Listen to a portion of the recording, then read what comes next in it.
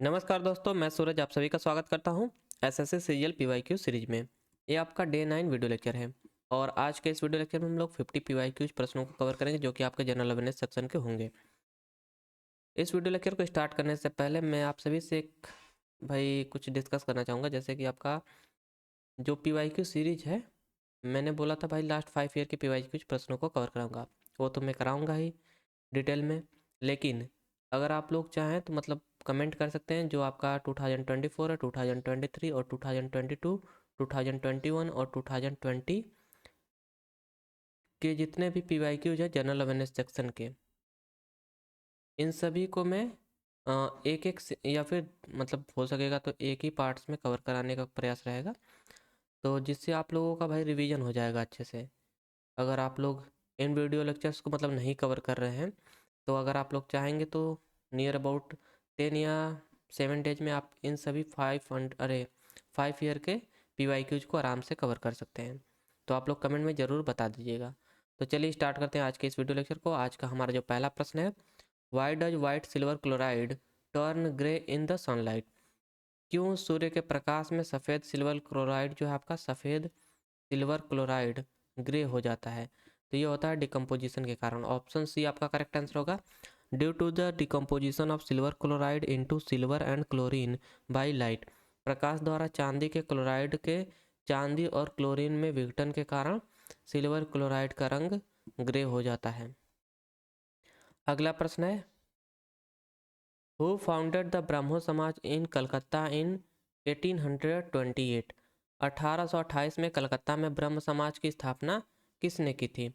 तो ब्रह्म समाज की स्थापना की थी कलकत्ता में 1828 में राजा राम मोहन राय ने। ऑप्शन ए आपका करेक्ट आंसर होगा।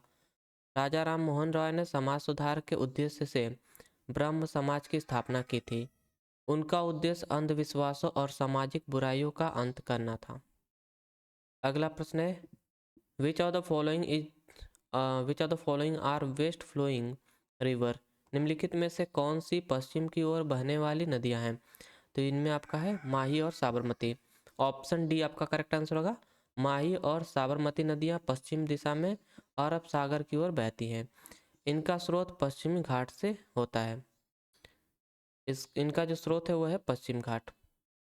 अगला प्रश्न क्या है यहाँ से कि part 4A of the Indian constitution was inserted in Indian constitution through dash constitutional amendment act? भारतीय संविधान का भाग 4A किस संविधान संशोधन अधिनियम के माध्यम से जोड़ा गया था? तो यह जोड़ा गया था 42nd कॉन्स्टिट्यूशनल अमेंडमेंट एक्ट द्वारा। ऑप्शन डी आपका करेक्ट आंसर होगा। 42वां संशोधन भारतीय संविधान में कई बदलाव लेकर आया था, जिसमें भाग 4A का समावेश भी था। इसका उद्देश्य मौलिक कर्तव्यों को परिभाषित करना था। अगला प्रश्न है यहाँ से, Sidhu and Kanhu were leader of which of the following tribal rebellion? तो सिद्धू और कान्हू निम्नलिखित में से किस जनजातीय विद्रोह के नेता थे? तो यह विद्रोह था संथाल विद्रोह। ऑप्शन बी आपका करेक्ट आंसर होगा, संथाल विद्रोह। संथाल विद्रोह ब्रिटिश शासन के खिलाफ एक महत्वपूर्ण जनजातीय विद्रोह था जिसमें सिद्धू और कान्हू ने नेतृत्व किया। यह 1855 में हुआ था। अगला प्रश्न आपका है यहाँ से, the outermost part of the earth is known as dash? तो पृथ्वी की बाहरी हिस्से को डैश के रूप में जाना जाता है। इसे जाना जाता है क्रस्ट के रूप में। ऑप्शन बी आपका करेक्ट आंसर होगा, क्रस्ट भूपर्पटी। अगला प्रश्न है, the upper house of state legislature is known as dash? तो राज्य विधानमंडल का उच्च सदन डैश के रूप में जाना जाता है। तो यह जाना जाता है विधान परिषद के रूप में। ऑप्शन ए आपका करेक्ट आंसर होगा, विधान परिषद। अगला प्रश्न है, according to the ministry of road transport and highways annual report 2020-21 which position does India have in term of road network in the world? तो सड़क परिवहन और राजमार्ग मंत्रालय की वार्षिक रिपोर्ट 2020 से किसके अनुसार भारत विश्व में सड़क नेटवर्क के मामले में कौन से स्थान पर है?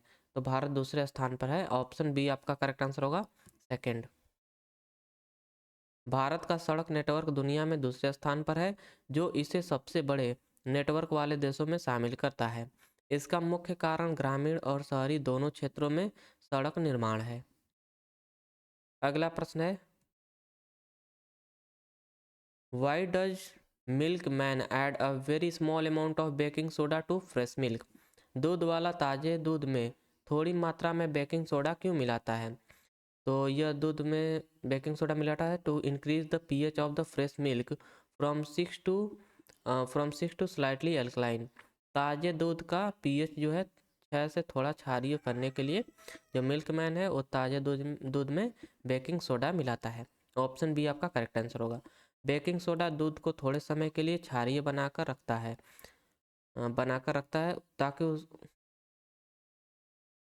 ताकि जो दूध का समय है खराब होने का अरे वो थोड़ा बढ़ जाए।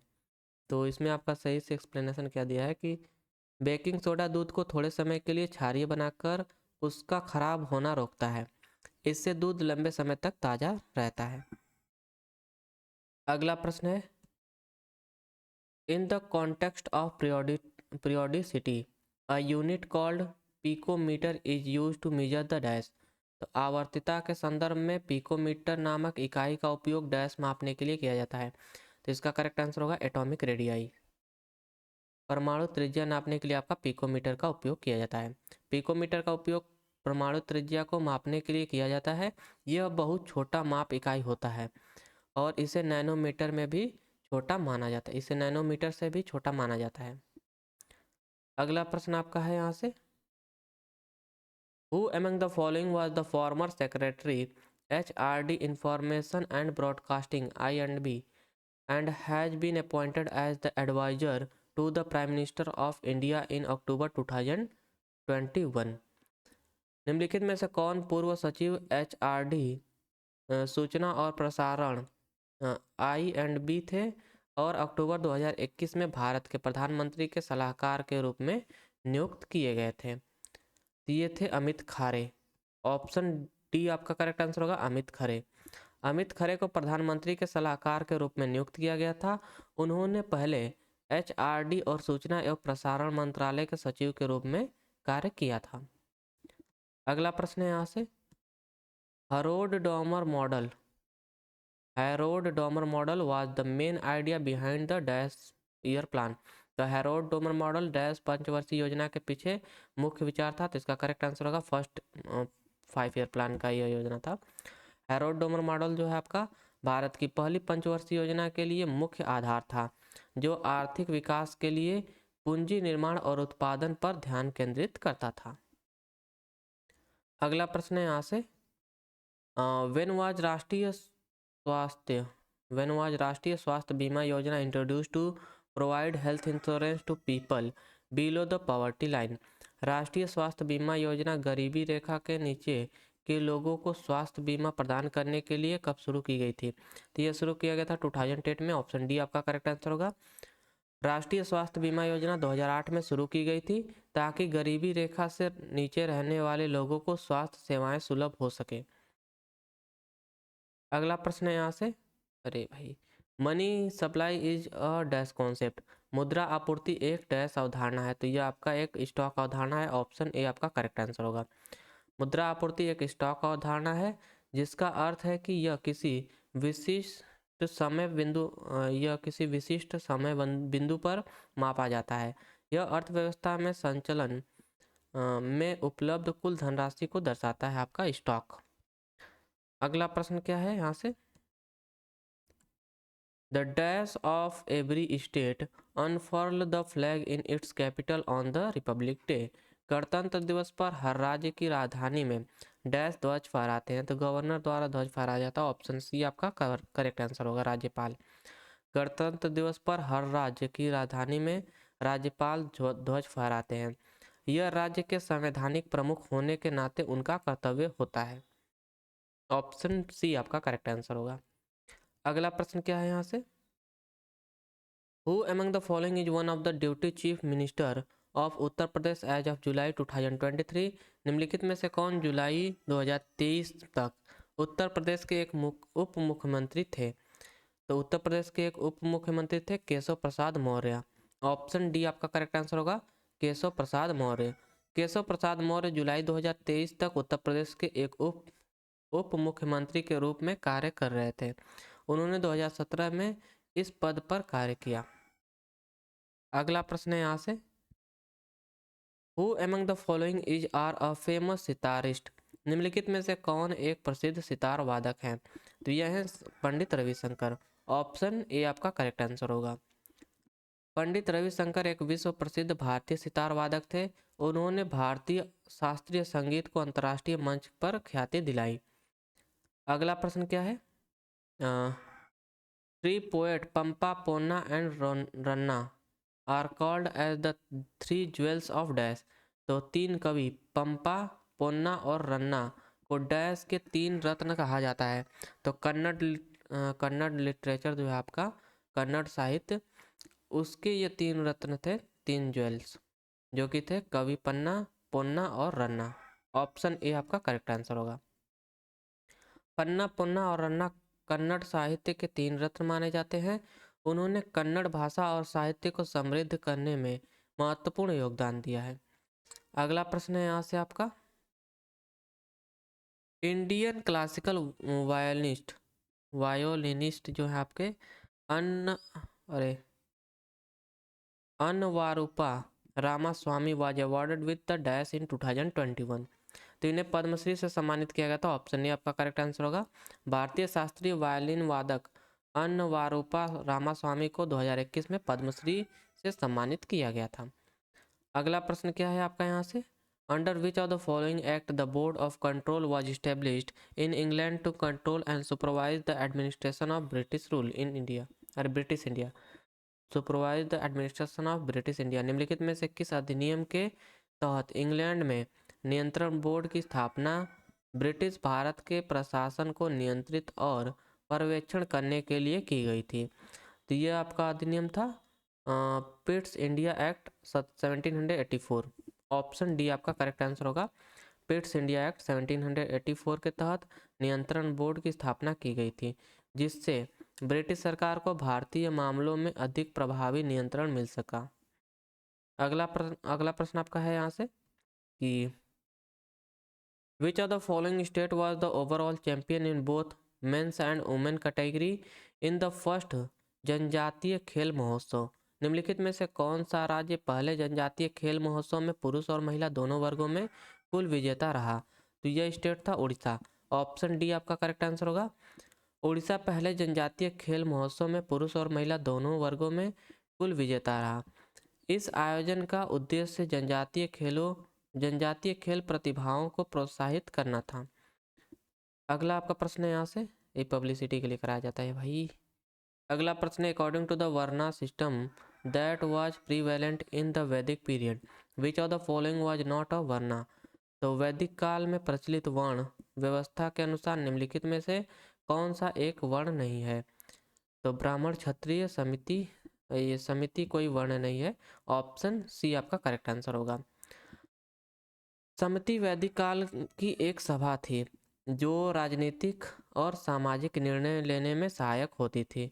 यह कोई वर्ण नहीं है। अगला प्रश्न आया आपका यहाँ से,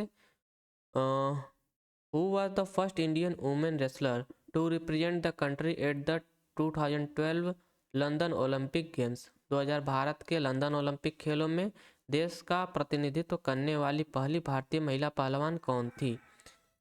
तो ये थी गीता फोगाट। ऑप्शन डी आपका करेक्ट आंसर होगा, गीता फोगाट। गीता फोगाट 2012 लंदन ओलंपिक में भारत का प्रतिनिधित्व करने वाली पहली भारतीय महिला पहलवान बनी।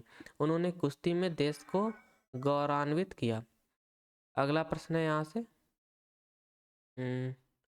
विच marine carotenoid is abundant in brown seaweed, macroalgae and diatoms? भूरे समुद्री शैवाल, मैक्रोएल्गे और डायटम्स में कौन सा समुद्री कैरोटिनॉइड प्रचुर मात्रा में पाया जाता है? यह होता है आपका फ्यूकोजैंथियन। ऑप्शन ए आपका करेक्ट आंसर होगा, फ्यूकोजैंथिन। फ्यूकोजैंथिन भूरे समुद्री शैवाल और डायटम में प्रचुर मात्रा में पाया जाता है। यह एक महत्वपूर्ण कैरोटिनॉइड है जो समुद्री जीवों में ऊर्जा का भंडारण करता है। ऑप्शन ए आपका करेक्ट आंसर होगा, प्यूको जैनथिन। अगला प्रश्न है the parliament pass the essential defence service bill 2021 in August 2021 which of the following is an objective behind passing it. संसद ने अगस्त 2021 में अनिवार्य रक्षा सेवा विधेयक 2021 पारित किया। इसे पारित करने के पीछे निम्नलिखित में से कौन सा उद्देश्य है? तो इसे पारित करने के पीछे उद्देश्य क्या था? To to pro to pro prohibit strikes, lockout and lay off in unit engaged in essential defence services. आवश्यक रक्षा सेवाओं में लगे इकाइयों में हड़ताल, तालाबंदी और छटनी को रोकने के लिए यह बिल आपका पास किया गया था। अनिवार्य रक्षा सेवा विधेयक जो आपका है 2021 का उद्देश्य रक्षा सेवाओं में आवश्यक कार्यों को बाधित होने से बचाना है ताकि देश की सुरक्षा पर कोई असर ना पड़े। ऑप्शन बी आपका करेक्ट आंसर होगा यहाँ से। अगला प्रश्न है, अगला शिफ्ट आपका स्टार्ट होता है और इसका पहला प्रश्न है आपका कि the drought prone area programme DPAP for providing employment to people in drought prone area was started by the government of India during the dash।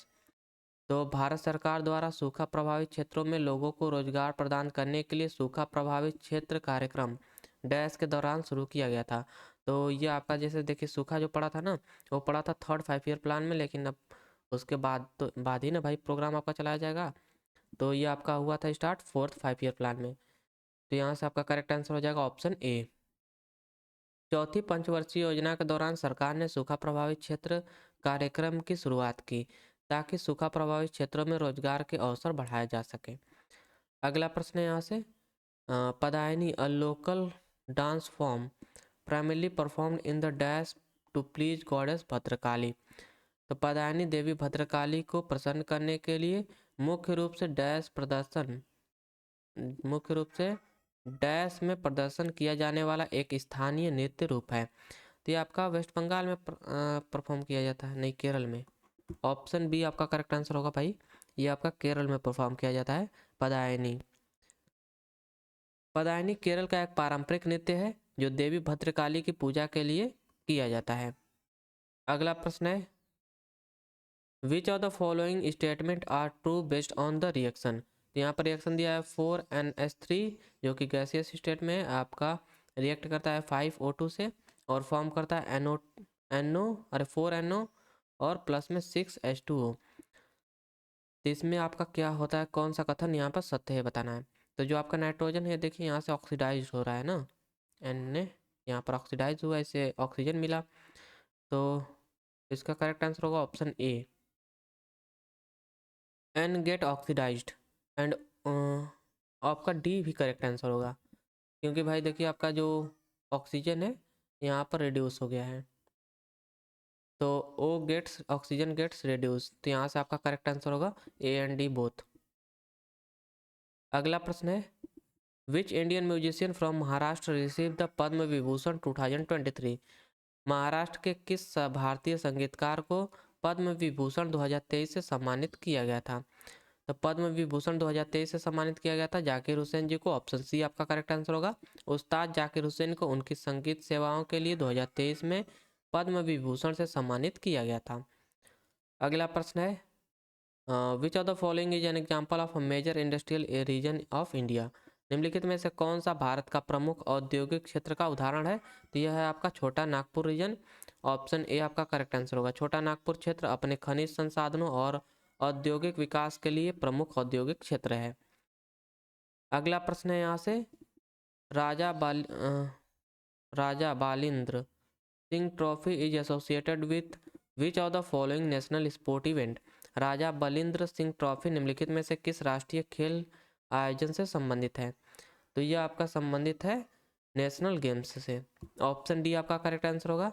Raja Balindra Singh trophy राष्ट्रीय खेलों से संबंधित है और इसे सर्वश्रेष्ठ प्रदर्शन करने वाले राज्य को दिया जाता है। अगला प्रश्न है द री-ओन्ड गजल singer Girija Devi was born in dash.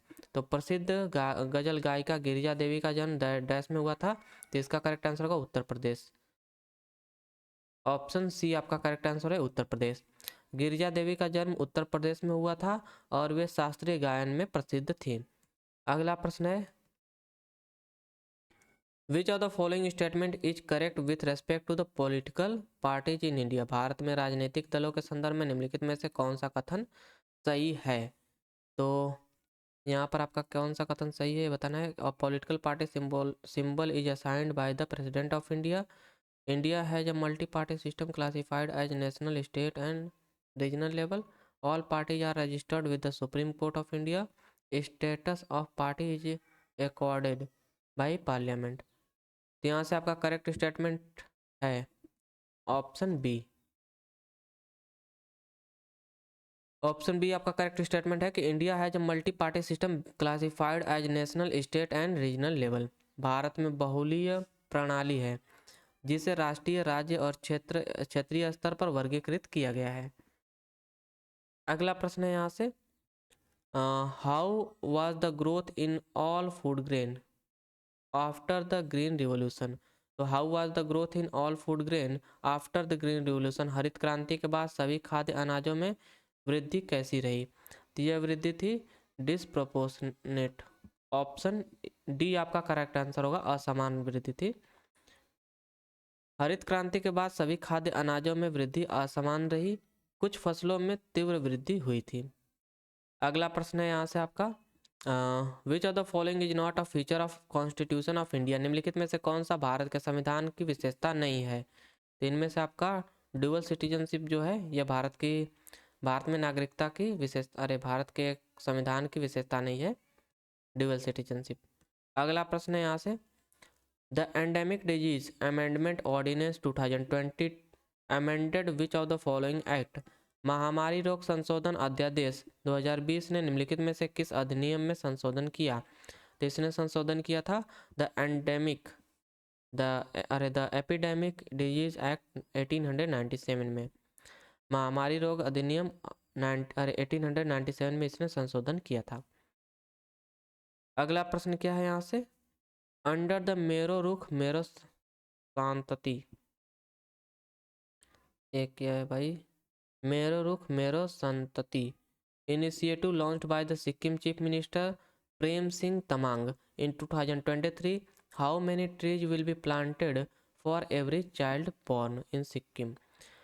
तो सिक्किम के मुख्यमंत्री प्रेम सिंह तमांग द्वारा 2023 में शुरू की गई मेरो रुख मेरो संतति पहल के तहत सिक्किम में प्रत्येक बच्चे के जन्म पर कितने पेड़ लगाए जाएंगे। तो इनकी संख्या है 100। ऑप्शन सी आपका करेक्ट आंसर होगा, 100 पेड़ लगाए जाएंगे। तो इस पहल के तहत सिक्किम में हर नवजात के जन्म पर 100 पेड़ लगाए जाएंगे।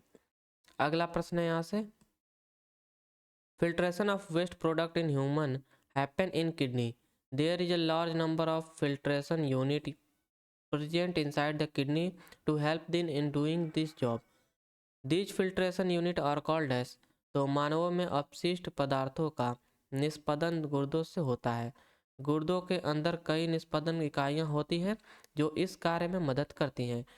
इन निष्पादन इकाइयों को कहा जाता है, तो इन निष्पादन इकाइयों को कहा जाता है आपका नेफ्रॉन। ऑप्शन बी आपका करेक्ट आंसर होगा, नेफ्रॉन गुर्दे में पाई जाने वाली निष्पादन इकाई है जो रक्त का शुद्धिकरण करती है। अगला प्रश्न है, which of the following is called Avogadro's constant named after the 19th century scientist Amedeo Avogadro. कौन सी संख्या 19वीं सदी के वैज्ञानिक एमेडियो एवोगेड्रो के नाम पर एवोगेड्रोस स्थिरांक कहा जाता है। तो ये आपका होता है 6.022 इंटू 10⁻23 10⁻23 ये आपका एवोगेड्रो कांस्टेंट है। अगला प्रश्न है आपका, which branch of ecology deals with the characteristics of ancient environment and their relationship with ancient plant and animal. पारिस्थितिकी की कौन सी शाखा प्राचीन पर्यावरण की विशेषताओं और प्राचीन पौधों और जानवरों के साथ उनके संबंधों का अध्ययन करती है। तो इसे आपका पैलियोलॉजी कहा जाता है। ऑप्शन सी आपका करेक्ट आंसर है, पैलियोलॉजी। पैलियोलॉजी प्राचीन पर्यावरण और उनके जैविक घटकों का अध्ययन करती है। अगला प्रश्न है यहाँ से, which of the following is a landlocked salt lake in the south west Asia between Israel and Jordan.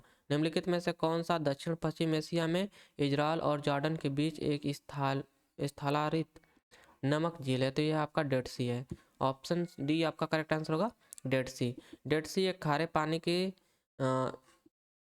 झील है, आपका लैंडलॉक झील है, जो इजरायल और जॉर्डन के बीच में स्थित है। अगला प्रश्न क्या है यहाँ से, which of the following river is an east flowing river?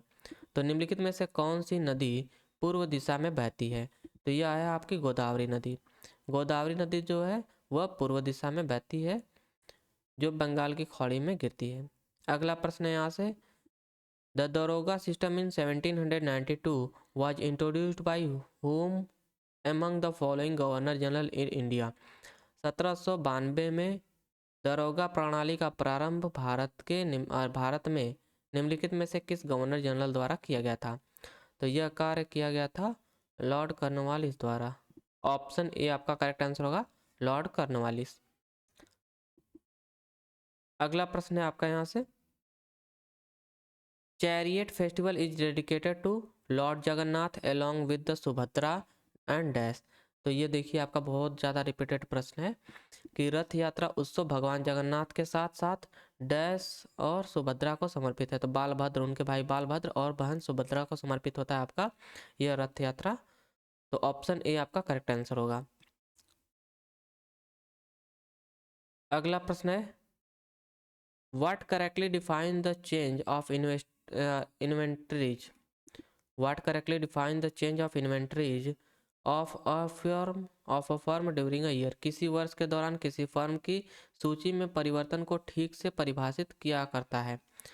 तो यह परिभाषित करता है production of the firm in the year, अरे production of the firm during the year और sale of the firm during the year आपका होना चाहिए। ऑप्शन ए आपका करेक्ट आंसर है, production of the firm during the year and sale of the firm during the year. फर्म का वार्षिक उत्पादन और माइनस आपका होगा वार्षिक बिक्री। अगला प्रश्न क्या है यहाँ से, sport authority of India comes under which ministry? तो भारतीय खेल प्राधिकरण किस मंत्रालय के अंतर्गत आता है? तो यह आता है ministry of youth affairs and sports के अंतर्गत। ऑप्शन डी आपका करेक्ट आंसर होगा। अगला प्रश्न है, which of the following kingdom was divided into sub division called आहार एंड राष्ट्राज और राष्ट्राज दैट मीन्स डिस्ट्रिक्ट? निम्नलिखित में से किस साम्राज्य को आहार या फिर राष्ट्र कहा जाने लगा? अरे कहा जाने वाला उपखंडों में विभाजित किया गया था, जो जिलों का अर्थ था। तो ये था आपका सातवाहन वंश। ऑप्शन सी आपका करेक्ट आंसर होगा, सातवाहन वंश। सातवाहन साम्राज्य को आहार या राष्ट्र नामक उपखंडों में विभाजित किया गया था। अगला प्रश्न है, dash authored by Tolkappiyar is the earliest Tamil literature? Dash जो तोल्कापियर द्वारा रचित है सबसे प्राचीन तमिल साहित्य है। तो यह आपका तोल्कापियम। तोल्कापियम का रचयिता है तोल्कापियर। तोल्कापियर द्वारा रचित सबसे पुराना तमिल साहित्य है। अगला प्रश्न है, which Indian political leader was called as Loknayak? किस भारतीय राजनेता को लोकनायक कहा जाता था? तो लोकनायक कहा जाता था आपका जयप्रकाश नारायण जी को। ऑप्शन बी आपका करेक्ट आंसर होगा, जयप्रकाश नारायण को उनकी सामाजिक और राजनीतिक सेवाओं के कारण लोकनायक कहा जाता था। अगला और अंतिम प्रश्न है इस वीडियो लेक्चर का, यह है कि 3 Indians were featured in Times magazine list of 100 most influential people of 2021 whose name was not included in the list? Times पत्रिका की 2021 की 100 सबसे प्रभावशाली लोगों की सूची में 3 भारतीय शामिल थे। इनमें से किसका नाम सूची में शामिल नहीं था? तो ये थे अमिताभ बच्चन जी। ऑप्शन सी आपका करेक्ट आंसर होगा। 2021 में टाइम्स पत्रिका की सूची में नरेंद्र मोदी, ममता बनर्जी और आदार पूनावाला शामिल थे, लेकिन अमिताभ बच्चन जी शामिल नहीं थे। और यहाँ से आपके जो 50 PYQ प्रश्न है जनरल अवेयरनेस सेक्शन के होते हैं समाप्त। आज का वीडियो लेक्चर होता है समाप्त। तो आशा करता हूँ आपको ये वीडियो लेक्चर पसंद आया होगा। Thank you for watching. Please do like and subscribe my channel. Have a nice day.